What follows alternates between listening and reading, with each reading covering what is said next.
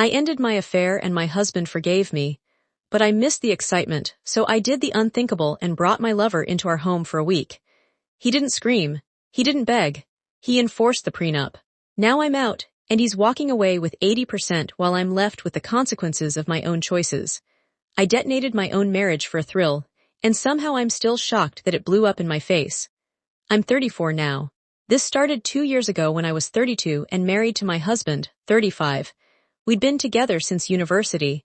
He was the dependable one, the planner, the man who triple-checked the locks at night and remembered my coffee order down to the exact number of sugar crystals. Our wedding was small and traditional, 10 solid years together. From the outside, we looked unbreakable. He adored me. That's the part that makes this worse. He supported my career, celebrated every win, held me through every loss. He sent flowers to my office for no reason, left handwritten notes in my laptop bag. When we argued, he wanted to talk it through instead of storming off. Stability was his love language, and I got bored. Not with him as a person, just bored, comfortable, predictable. I told myself I deserved spark. Then at a marketing summit in another city, I met a 24-year-old startup founder. Loud laugh, fast talker, reckless confidence. He looked at me like I was the only woman in the room. We exchanged numbers for networking. You already know where this is going. Late-night calls turned flirty. Flirty turned secret meetups. Secret meetups turned into a full-blown affair. He made me feel wanted in a way that felt new and electric. I convinced myself I was just rediscovering a side of me that marriage had dulled. My husband found out about the emotional side first. Messages I forgot to delete. I watched the light drain from his face when he confronted me. He didn't scream. That would have been easier. He just asked one question. Was I not enough? I told him I felt disconnected, that I needed more passion. He said we could fix it. Therapy, date nights, whatever it took. All he asked was that I end it, and I did for a while. We went to counseling, we talked. We tried, he tried harder than I did. He planned trips, surprised me, fought for us, he forgave me, and that should have been the end of the story. But forgiveness didn't erase my addiction to chaos. I missed the rush, the secrecy, the ego boost. Instead of appreciating the man rebuilding trust brick by brick, I romanticized the one who helped me destroy it. So I called my affair partner again. When my husband mentioned he'd be traveling for a week for work, I made the worst decision of my life. I invited the other man to stay in our house. Yes, our house. The first night he arrived, I felt powerful, desired, untouchable. Then I heard the front door.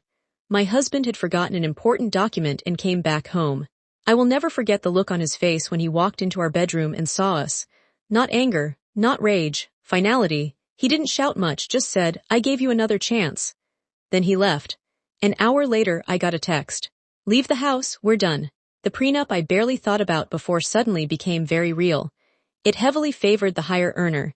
He was the higher earner by far. The divorce was swift, clinical. No dramatic courtroom scene, just signatures. He kept 80% of the marital assets. I moved back in with my mother at 33 years old with 2 suitcases and a shattered reputation. Here's the part I didn't expect. The affair partner didn't stay either. Once things got messy and real, he drifted. Turns out he liked the fantasy, not the fallout. For months, I blamed my husband. I told myself he overreacted, that he could have tried harder. But eventually, the noise faded and the truth got loud. He had tried. I was the one who kept choosing temporary excitement over permanent loyalty. So here's the twist you probably aren't expecting. The happy ending isn't me winning him back. It's me finally facing myself. I went to therapy alone, not to fix a marriage. To fix whatever inside me needed validation so badly that I would torch my own life for it. I rebuilt my career. Slowly, humbly, I downsized my lifestyle. Learned how to be alone without reaching for chaos to fill the silence. Last I heard, my ex remarried, to someone steady, someone kind, someone who didn't gamble with his heart. I genuinely hope she protects it. As for me, I'm not dating right now. I'm learning discipline. Learning that love isn't supposed to feel like adrenaline 24/7. Learning that stability is not the enemy. Life wasn't unfair. It was consequences. And for the first time, I'm not running from them.